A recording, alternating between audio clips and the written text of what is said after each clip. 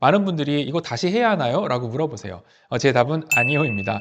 선생님, 이거 10년 전에 한 건데 이제 바꿔야 하나요? 진료실에서 제가 가장 많이 듣는 질문 중 하나예요. 지금 이 영상을 보고 계시는 여러분도 이런 고민 한 번쯤은 해보신 적 있으실 거예요. 거울 보다가 크라운 아래 뿌리가 비쳐 보인다든지, 레진 치료를 했는데 그 주변 색이 변했다든지, 혹은 깨졌다든지 이거 다시 해야 하나 하고 걱정되시죠? 오늘은 크라운과 브릿지 같은 보철물이 실제로 얼마나 오래 가는지, 또 언제 교체하고 언제는 그냥 써도 되는지 15년 임상 경험을 바탕으로 솔직하게 이야기해 드리겠습니다. 특히 마지막에 오래 쓰는 핵심 포인트 3가지, 이것만 기억하셔도 치아를 훨씬 오래 지킬 수 있어요.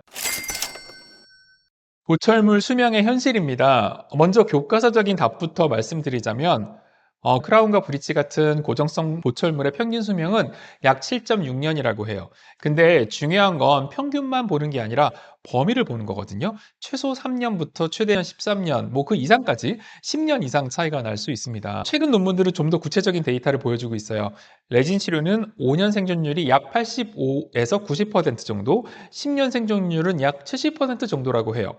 요즘 많이 쓰는 지르코니아 크라운은 5년 생존율이 95%, 10년 생존율은 90%로 꽤 높은 편입니다. 평생 간다라고 단정하긴 어렵지만 10년 이상 잘 관리하면 20년 가까이 유지되는 보철물도 충분히 가능합니다. 그리고 중요한 점, 문제가 없는 보철물은요, 10년 했으니까 라는 이유만으로 자동으로 교체할 필요가 전혀 없다는 거예요. 그럼 왜 어떤 보철물은 3년 만에 문제가 생기고 어떤 건 20년을 버틸까요? 3가지 핵심 요인이 있습니다. 먼저 첫 번째로는요, 치료 당시 치아 상태가 굉장히 중요합니다. 충치가 심해서 신경치료까지 했다면, 또 치아에 금이 가서 치료를 한 경우, 혹은 잇몸 상태가 원래부터 안 좋았던 경우, 또 반대편 치아에 씹는 힘이 특별하게 센 경우, 이런 상황이라면 당연히 예후가 좋지 않을 수 있습니다. 특히 치아의 크랙, 미세하게 금이 간 치아는요, 굉장히 조심해야 해요. 뼈는 한번 부러지면 다시 붙지만 치아는 한번 부러지면 다시 붙지 않거든요. 둘째로는 사용 습관입니다.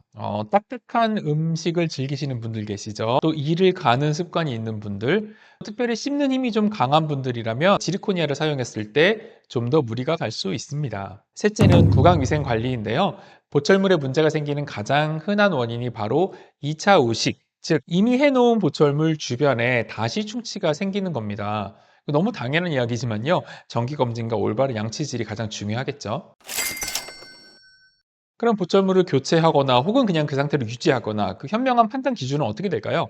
제가 사례를 통해 설명을 드릴게요. 첫 번째, 잇몸이 내려가서요. 크라운 아래 치아 뿌리가 보이는 경우요. 많은 분들이 이거 다시 해야 하나요? 라고 물어보세요. 제 답은 아니요입니다.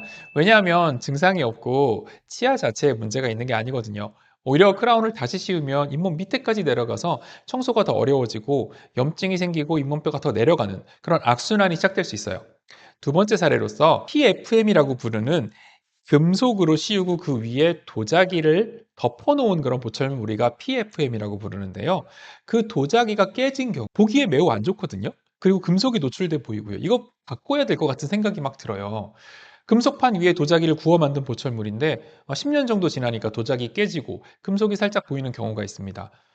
하지만요, 증상이 없다면 교체하지 않아도 됩니다. 특히 잇몸 상태가 안 좋으면 목돈 들여 교체했다가 나중에 결국은 흔들려서 발치하게 되면 손해가 2배가 되거든요. 마지막 사례입니다. 그 레진 치료 부위의 변색이나 아주 경미한 충치요. 자, 이게 가장 미묘한 경우인데, 제 기준은 이렇거든요. 익스플로러라는 치과용 기구로 이렇게 긁어봤을 때, 긁혀 나오면 치료를 하고요.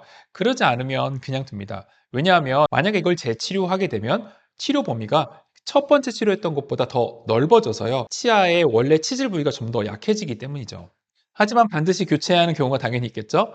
아까 말씀드렸던 긁는 기구로 긁었을 때 충치가 있다. 이건 반드시 교체를 해야 되고요.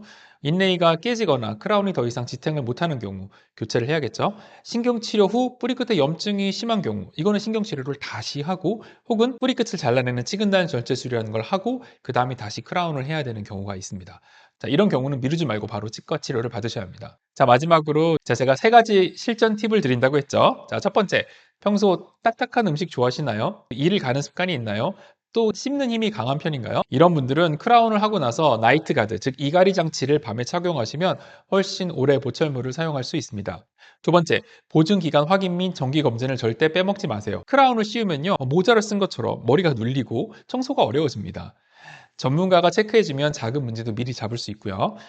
그리고 치과마다 보증 기간이 다르니까요. 보증 기간 내에 문제가 생기면 무료 혹은 일부 부담으로 재치료가 가능합니다. 그리고 마지막으로 세 번째, 예후가 안 좋아 보여도 포기하지 마세요. 몇 년밖에 못 쓸 것 같아도 그 몇 년이 중요합니다. 자, 임플란트나 틀니를 하기 전에 내 치아를 최대한 오래 쓰는 게 훨씬 유리하거든요. 자, 기억하세요. 보철이라는 것은 내 치아를 대체하려고 나왔지만 내 치아보다 더 나은 보철물은 세상에 없습니다. 가능하면 보철 치료 받지 않도록 치아를 잘 관리하는 게 최선이고요. 그래도 필요하다면 미루지 말고 문제가 생기기 전에 치료를 받으세요. 이미 보철 치료를 받으셨으면 문제가 없다면 교체할 필요가 없다라는 그런 대명제를 꼭 기억하시고 정기검진으로 소중한 보철물을 최대한 오래오래 사용하시기를 진심으로 바랍니다. 자, 오늘 영상이 도움이 되셨다면 구독과 좋아요 그리고 기분 좋은 댓글 정말 큰 힘이 됩니다. 여러분의 건강한 치아를 응원합니다. 지금까지 미국 치과 의사 닥터왕이었습니다. 감사합니다.